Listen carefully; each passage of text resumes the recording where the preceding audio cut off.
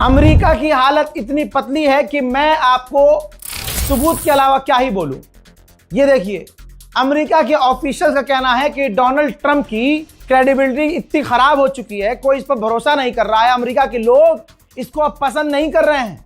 यहां तक कि अगर अमेरिका ने ईरान में मिलिट्री उतार दी तो अगली बार राष्ट्रपति डोनाल्ड ट्रंप अमेरिका का नहीं बन पाएगा। रशियन एजेंसी ने भी कह दिया है, ये पहली बार रशियन किसी एजेंसी ने बोला है कि अगर अमेरिका की फौज ईरान में कूदती है तो यह उनके लिए सुसाइड होगा, क्योंकि ईरान के ड्रोन खतरनाक है। उधर जो अमेरिका और इजराइल 15 दिन से कह रहे हैं कि हमने ईरान के ड्रोन खत्म कर दिए, 97% उसकी अटैक कैपेबिलिटी को खत्म कर दिया है, तो ध्यान से देख लीजिए, ईरान ने एक बार फिर से ड्रोन हमला जारी करते हुए वीडियो रिलीज कर दिया है, जिसमें ईरान की बिल्कुल भी ताकत कमजोर नजर नहीं आ रही है। अब आपको मैं फुटेज दिखा रहा हूं एक और।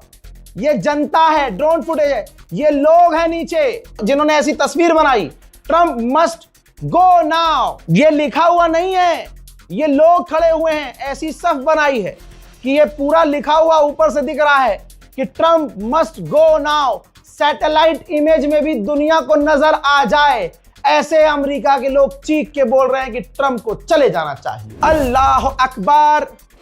आप देखें कितनी जिल्लत का सामना गुलाबी सुअर को करना पड़ रहा है। पूरा अमेरिका सड़कों पर ट्रंप के खिलाफ आ गया है। ईरान को हर जगह जीत मिली है। खामनाई की शहादत के बाद के जुमले मैं किसी को भूलने नहीं दे रहा हूं।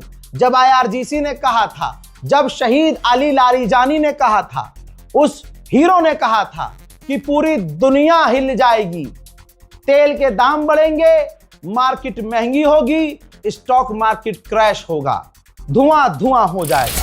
लीजिए देख लीजिए, ग्लोबल मार्केट, पूरी दुनिया की जो मार्केट है, पूरी दुनिया की, फिर से कह रहा हूं, पूरी दुनिया की स्टॉक मार्केट ग्लोबल लेवल की जमीन पे धम से आके गिरी है। अमेरिका के वॉर एक्सपर्ट ने वार्निंग दी है, देख लीजिए सबूत को। अमेरिका के वॉर एक्सपर्ट ने कहा है कि अगर अमेरिका ने फौज उतारी, अगर खर्ग आइलैंड पर फौज उतारी, तो ये उनके लिए जाल हो सकता है, वो पिट सकते हैं, उनका नुकसान हो सकता है, ये उनके लिए जाल हो सकता है। हजरात, इजराइल की कंडीशन इतनी खराब है कि इजराइल का मीडिया क्या लिख रहा है, खुलासा बड़ा बुरा खतरनाक हुआ है। इजराइल के पास डिफेंस रॉकेट इतने खत्म हो चुके हैं, इतने कम पड़ रहे हैं कि अब वो उन एडवांस रॉकेटों को बचा रहा है। जो रॉकेट हैं, उन रॉकेटों से ईरान की मिसाइल नहीं रोक पा रहा है, लेकिन जो उसके पास अच्छी इंटरसेप्टर मिसाइल हैं, उनको वो आगे आने वाले बुरे समय के लिए बचा रहा है। समझ रहे हो, इतनी कमी हो रही है इजराइल को डिफेंस इंटरसेप्टर की। अब समझ में आ गया होगा कि ईरान की मिसाइलें दनादन तेल अवीव में क्यों गिर रही है। लगे हाथ एक और तस्वीर देखिए, एक बार फिर से ईरान ने मिसाइल दागी और तेल अवीव में गिरी।